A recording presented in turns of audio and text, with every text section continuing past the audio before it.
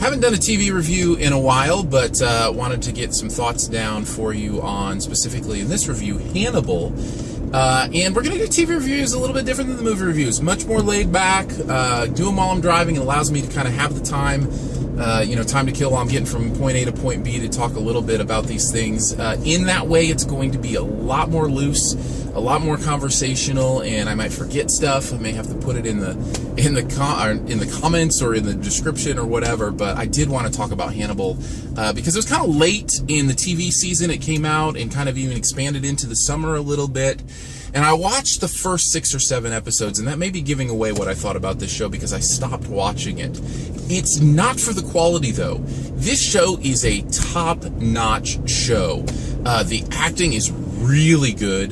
Conceptually, the material is interesting because it's based on this character who we know so vividly from Anthony Hopkins in the Silence and the Lambs movie, as well as other movies that have touched on it, but it really is able to capture, and of course I think it comes from a book even before that, but it's really able to capture these characters and this development in a new way that I really found interesting and compelling.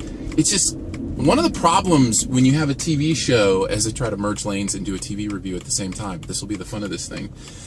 One of the problems you have when you have a TV show like that's basing off other material is your point of reference is distracting to you.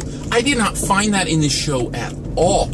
I felt like it captured its own universe very, very well. I felt like the stories were tight, and I loved that the stories were connected in a really interesting way. It wasn't just a crime procedural where every week was a new case and they had to solve the case together. It's like, yeah, they're, Hannibal Lecter and, the guy that's chasing him, but it's different than that, because they connect in a way that I think gives some real tendons and tissue to, excuse the pun, to a movie like this, or a TV show like this, that it almost feels like a movie because everything's so interconnected, and I really like that.